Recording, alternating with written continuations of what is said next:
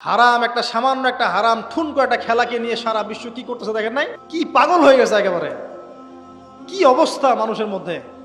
কে খেলে তারও ঠিক নাই, ওই দেশের লোক আমাকে চিনে কিনা তারও ঠিক নাই, নিজের কোনো ব্যক্তিত্ব গায়রত কিছুই নাই। আশ্চর্য একটা জাতি আমরা। কে খেলছে? ভাবখানা এমন যে আমরা মনে হয় যুদ্ধ করে কাফেরদের সাথে দ্বীন ইসলাম কায়েম করে ফেলছে একদম। ভাবখানা এমন। অথচ এগুলো তৈরি করা হয় কি জন্য? যাতে মুসলিম জাতি একদিকে ফোকাস করে থাকে, অন্যদিকে ওরা তাদের উদ্দেশ্য সাধন করবে। এখন সারা ওয়ার্ল্ডের চেহারা একদিকে ফিরাইছে, এদিকে দেখো, এই যে খেলা দেখো, আর বাকি পিছনে যে কাজগুলা ঠিকই করছে ওরা। দেখবে কি কাজ করছে কয়দিন পরে দেখতে পারবে। পাবলিকলি আমি বললাম না, কারণ বললে সব বুঝবেন না আপনারা, আর সব জায়গায় সবকিছু বলতে নাই। ওদের উদ্দেশ্য ওরা কখনো ভুলে যায় নাই। ওরা চাচ্ছে সারা বিশ্বটাকে শাসন করতে এবং মুসলিমদেরকে দমন করতে, এবং আপনাকে খেলতামাশায় ব্যস্ত রেখেছে।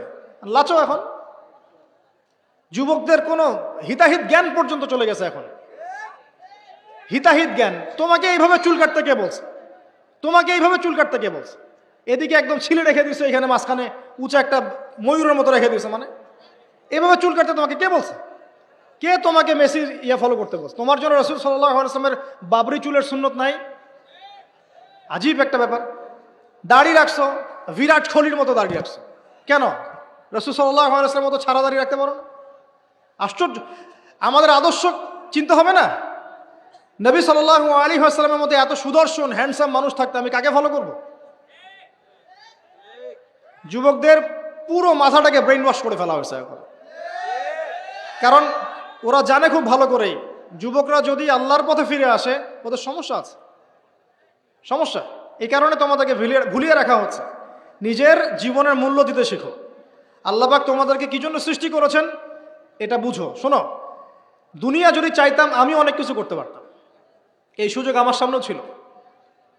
আমরাও স্বপ্ন দেখেছি একসময়, পাবলিকলি এটা বলেই ফেলছি। আমরা একসময় স্বপ্ন দেখেছি বাংলাদেশ ক্রিকেট টিমের ওপেনিং ব্যাটসম্যান হব, সবাই আমাকে চিনবে, সবাই আমার পোস্টার লাগাবে ঘরে ঘরে, সবাই আমার কাছে অটোগ্রাফ নিতে আসবে, ছবি তুলবে, ইত্যাদি ইত্যাদি।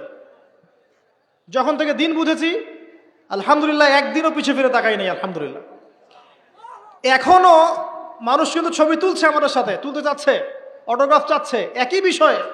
এখন আমি আরো অ্যাভয়েড করছি জিনিসগুলোকে। নিজেকে চিনতে শিখো।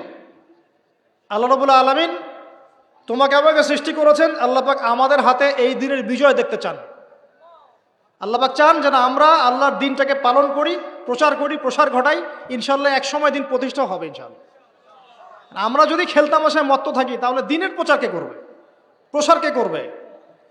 আর সব কি ওলামায়ে কেরামের দায়িত্ব? সাধারণ মানুষের কোনো দায়িত্ব নাই?